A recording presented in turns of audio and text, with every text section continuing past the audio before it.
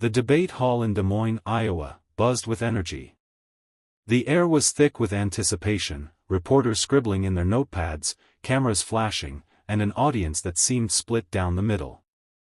On one side were those loyal to Donald Trump, still seeing him as the unstoppable force of the Republican base. On the other side were Christie's supporters, a smaller but fiercely vocal group who admired his blunt, no-nonsense style.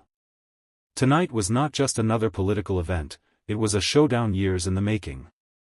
Christie, once a close ally of Trump, now stood as one of his harshest critics. The weight of their shared history made every glance, every word, sting sharper. Christie was the first to speak, his tone laced with sarcasm. "Donald," he began, leaning toward the microphone, "you keep talking about making America great again, but let's not forget the chaos you left behind. 2 impeachments, a Capitol riot, and an economy that stumbled when we needed it most." The crowd gasped, half cheering, half booing. Christie smirked, savoring the tension. Trump, seated just a few feet away, didn't flinch. His eyes narrowed, his lips forming the faintest smirk, as though he had been waiting for this very moment. He adjusted the microphone with the deliberate calm of a man who knew the storm was his to control. "Chris," he said slowly, his voice dripping with measured disdain, "you've got quite the memory. But it seems you only remember the parts where you weren't begging me for a cabinet position or a ride on Air Force One." The audience roared, some with laughter, others with shock. Christie's smirk faltered just slightly, and the cameras caught it. The moderator tried to interject, but the energy in the room had shifted. Trump wasn't just defending himself, he was preparing to dismantle Christie point by point. This wasn't going to be politics as usual. It was about to turn personal, and the crowd knew it. The moment Trump's jab landed, the atmosphere in the hall shifted from tense to electric. Christie leaned back in his chair, forcing a laugh, but the crack in his armor was visible. He had come prepared with lines to corner Trump, but this wasn't a courtroom where he could outmaneuver with sharp questions. This was Trump's arena. Christie tried to regain ground. "Donald, insults won't change the fact that under your watch, America was divided more than ever. You love to call yourself a winner, but let's be honest, 2020 proved otherwise." His voice was steady, but there was an edge, a push to get under Trump's skin. Trump didn't miss a beat. "Chris, you talk about division like you weren't one of the guys cheering me on in 2016 when I crushed the competition. You were right there, clapping your hands, begging for relevance. Now you're trying to play tough guy because you couldn't even win re-election as governor without limping out in disgrace." Gasps filled the room. Some Christie supporters jeered loudly, but Trump's fans erupted with applause. The moderator raised his hands for calm, but the crowd was no longer there for structured debate, they were there for a fight. And Trump, sensing the moment, leaned in further. "The truth is, Chris, you've built your whole career on riding coattails. First as a prosecutor, then in politics. And every time you've tried to stand on your own, you've fallen flat. That's why you're here tonight, hoping my name gets you back in the headlines." Christie's jaw tightened. He opened his mouth to respond, but the audience drowned him out with competing chants, "Trump! Trump," from one side, and "Christie! Christie," from the other. The moderator's attempts to restore order faded into the chaos. Trump leaned back, a sly grin spreading across his face. He hadn't just defended himself, he had seized control of the stage. Christie had wanted to mock Trump's past, but it was becoming clear, Trump was about to turn Christie's own record into a weapon against him. Christie finally found his opening when the moderator pushed the debate back on track. "Donald, people can chant your name all they want, but leadership isn't about being the loudest voice in the room. It's about delivering results. And when it mattered most, you left chaos behind." His tone sharpened, his hands gesturing like a seasoned prosecutor trying to sway a jury. Trump chuckled, shaking his head. "Chaos? Chris, you should know all about chaos. You left New Jersey with one of the lowest approval ratings in history. You couldn't even keep your own people behind you. And now you're going to tell America how to lead? Please. The audience erupted again, with laughter cutting through Christie's stern expression. Trump wasn't just countering, he was painting Christie as the embodiment of failure. Christie tried to pivot. This isn't about me, it's about you. It's about your inability to admit mistakes, your obsession with the spotlight. You've turned politics into reality TV, and the American people deserve better. Trump leaned forward, his eyes locking on Christie. The American people got results under me. Lowest unemployment, strong borders, energy independence. That's not reality TV, that's reality. Meanwhile, you're sitting here begging for attention like a washed-up contestant who never even made it past the first round. The crowd gasped and then burst into roaring laughter, some clapping so hard it drowned out Christie's attempt to interject. The moderator tried to intervene, but Trump raised a hand. One more thing, he said, voice booming. Chris talks about obsession with the spotlight, but isn't it funny? Every time he's on TV, it's because he's talking about me. Without Trump, there's no Christie. And he knows it. Christie's face flushed, his lips pressed into a thin line. He wanted to fire back, but the laughter and applause rolling through the hall made it impossible. Trump had not only defended himself, he had flipped Christie's entire line of attack into a humiliating spectacle. Christie took a deep breath, straightening his tie, refusing to let Trump have the last word. Donald, you're good at one thing, insults. But America is tired of the circus. They want leadership rooted in integrity, not constant drama. You turned the presidency into a personal brand, and the country paid the price. His words were sharp, but the delivery felt defensive, like a boxer swinging after already being rocked. Trump smirked, leaning on the podium. Integrity? Chris, if this stage were about integrity, you wouldn't even be allowed to sit on it. Bridgegate ring a bell? Gasps echoed through the room at the mention of the scandal that had haunted Christie's governorship. You shut down a bridge just to score political points, and people suffered. That's your idea of integrity? That's your legacy. The crowd erupted, half booing, half roaring in laughter. Christie's expression tightened, his jaw working as he fought to steady himself. He tried to speak, but Trump raised his hand, cutting him off like a judge silencing a lawyer. You don't get to lecture me, Chris. Not when your own career collapsed under the weight of your scandals. You keep calling me chaotic, but you couldn't even keep traffic moving in your own state. The hall exploded in laughter again, and chants of "Trump! Trump!" filled the air. Christie's supporters tried to shout back, but they were drowned out. He leaned into the microphone, his voice growing louder. Donald, this is exactly the problem. You deflect, you distract, you mock. But where's the accountability? Where's the plan for America's future? Trump didn't flinch. The plan is to undo the mess that career politicians like you left behind.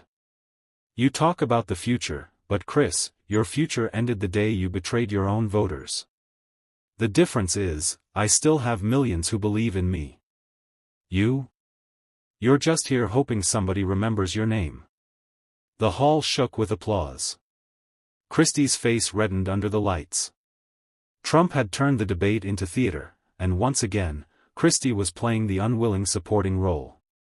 By now, the debate stage felt less like a political forum and more like a courtroom where Trump was both defendant and prosecutor, pushing Christie further into a corner.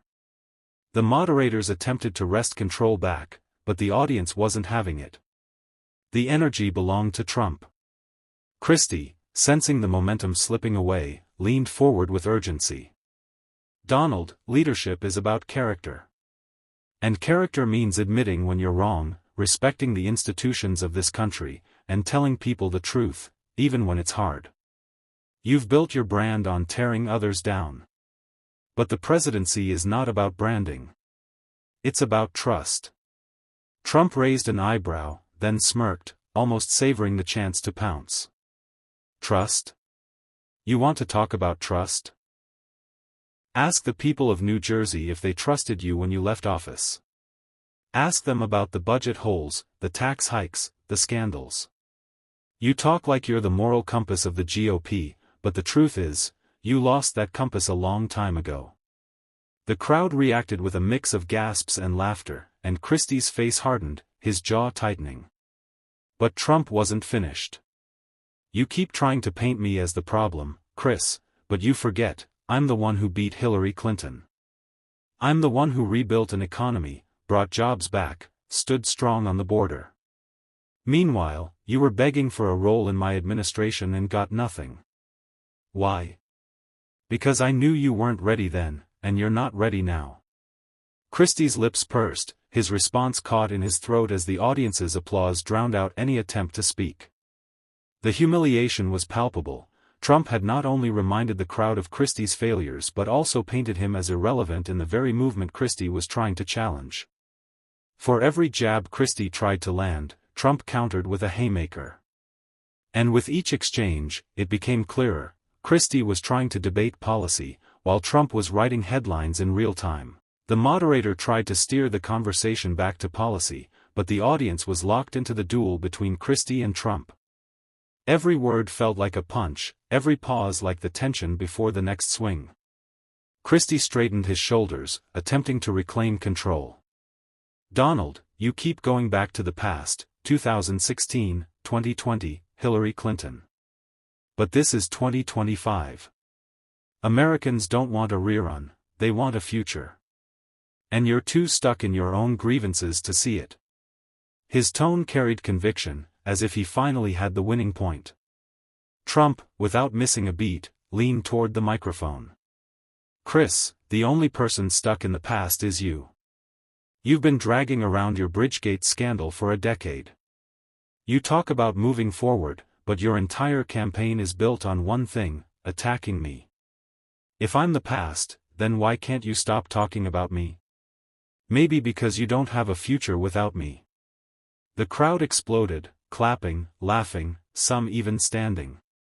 Christie opened his mouth, but the noise drowned him out. Trump raised his hand, basking in the applause before delivering the knockout blow. Here's the truth, Trump said, his voice booming with finality. I'm not running against Chris Christie. I'm running against Joe Biden, Kamala Harris, Gavin Newsom, pick whichever Democrat they throw at us. Chris here? He's just the warm-up act. And judging by the way this crowd is reacting, it's safe to say, he won't even make it past intermission. The words hit like a hammer. Christie's eyes narrowed, but the defeat was written all over his face. He had tried to turn the night into Trump's reckoning, but instead, Trump had turned it into Christie's humiliation. The audience's reaction was deafening, a mix of laughter and cheers that shook the stage. Trump leaned back in his chair, a half-smile on his face, as if to say the fight was over before it even began. By now, Christie's frustration was evident. His face was flushed, his gesture sharper, as though he could claw his way back into control through sheer force. Donald, he snapped, this isn't about me, it's about the American people. They deserve a leader who doesn't make everything about his ego. You've divided this country, you've turned politics into a circus, and if you're the nominee again, we'll hand the White House to the Democrats on a silver platter. The words were sharp, and for a brief moment, the audience grew quiet, curious to see how Trump would respond. Trump, however, simply adjusted his microphone, leaned in, and delivered his retort with surgical precision. Chris, if anyone here turned politics into a circus, it's you. You've been playing the clown for years, jumping from campaign to campaign, criticizing everyone else while accomplishing nothing yourself. You lecture me about dividing the country? I brought millions of new voters into the Republican Party. I won states that hadn't gone red in decades. Meanwhile, the only thing you've won is a reputation for being bitter that you're not me. The audience roared back to life, the silence shattered by applause and whistles. Trump let it breathe, then tightened the screws. You say the Democrats would win if I'm the nominee. Well, Chris, I've already beaten them once. I've stood toe-to-toe with their machine, their media, their billions, and I won. You? You couldn't even win New Jersey. How are you supposed to take on the radical left when you couldn't even take on potholes in your own state? The blow landed hard. Christie tried to laugh it off, but the laughter came mostly from the crowd, not from him. Trump's point was clear, and everyone in the room knew it. Christie had lost before the debate even began. The moderators shuffled their notes, desperate to regain order, but the energy had shifted decisively. It was no longer Christie versus Trump. It was Trump versus the entire stage, and Christie had simply become the latest casualty. Christie wasn't ready to surrender. He leaned forward, his voice louder now, trying to drown out the echo of Trump's words. You think insults make you strong, Donald? They don't. They make you small. The truth is, you've left a trail of broken promises. You said you'd drain the swamp, yet it's deeper than ever. You said you'd unite this country, yet we're more divided than at any point in modern history. People deserve honesty, not theatrics. It was a direct hit, framed like a closing argument. For a split second, the air in the room tightened. Trump, however, didn't blink. He adjusted his tie, turned slightly toward the audience, and let a knowing smile spread across his face. Chris, the only swamp I didn't drain is the one you're still standing in. You want to talk about broken promises? Let's talk about yours. You promised New Jersey lower taxes, you gave them some of the highest in the nation. You promised reform, you left behind scandals. And now you want to come up here and pretend you're the savior of the Republican Party? The truth is, Chris, you're not fighting for the people. You're fighting for relevance. The crowd erupted again, the energy shifting heavily in Trump's favor. Christie tried to interject, but Trump's voice surged above him. You say I divided the country. Let me remind you, before me, millions of Americans had given up on politics. They felt forgotten. I gave them a voice. I stood up against the media, against the establishment, against people who said it couldn't be done. That's not division, that's leadership. Something you wouldn't recognize, Chris, because leadership requires people to actually follow you. The blow struck deep. Laughter and applause rolled through the audience like thunder. Christie opened his mouth to respond but paused, realizing the crowd wasn't with him anymore. His words had dissolved into the background noise of Trump's dominance. The camera zoomed in on Trump's confident smile, the unmistakable image of a man who thrived in combat. Christie had thrown his hardest punches, and Trump had turned them into fuel. The debate was no longer about policy, it was about survival. And in that arena, Trump was untouchable. Christie's jaw tightened as he tried to wrestle back control of the stage.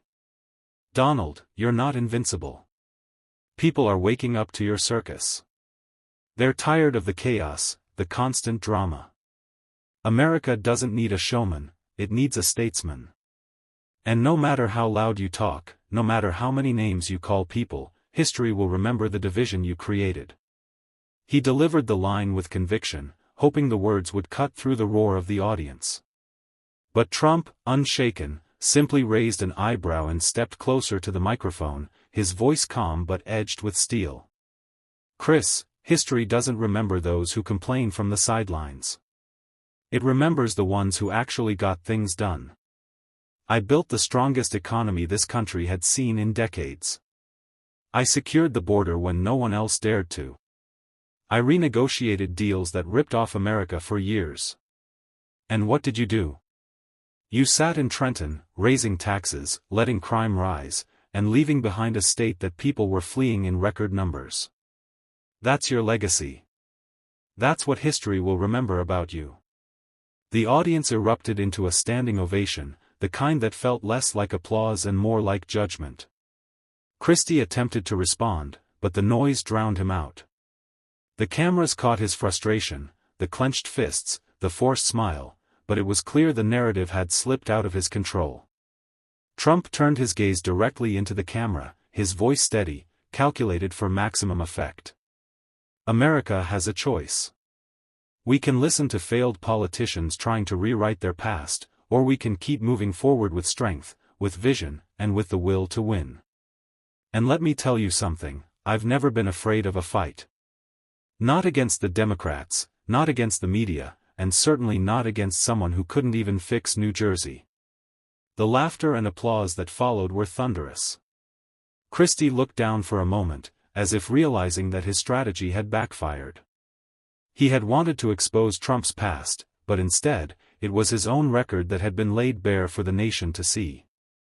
Christie, visibly rattled, leaned toward his microphone one last time. "Donald, you thrive on insults because you're afraid of accountability. The presidency isn't about applause lines or insults, it's about responsibility. And one day, people will see past your show." His voice cracked slightly, betraying the frustration beneath his polished tone. Trump waited, letting the silence stretch, letting the crowd simmer with anticipation.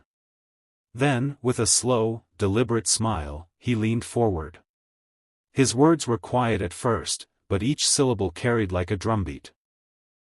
"Chris, if responsibility means leaving your state in worse shape than you found it, if responsibility means abandoning the people who trusted you, then you can keep it. Because I didn't run for applause, I ran to win for the American people. And unlike you, I actually did." The eruption that followed shook the stage.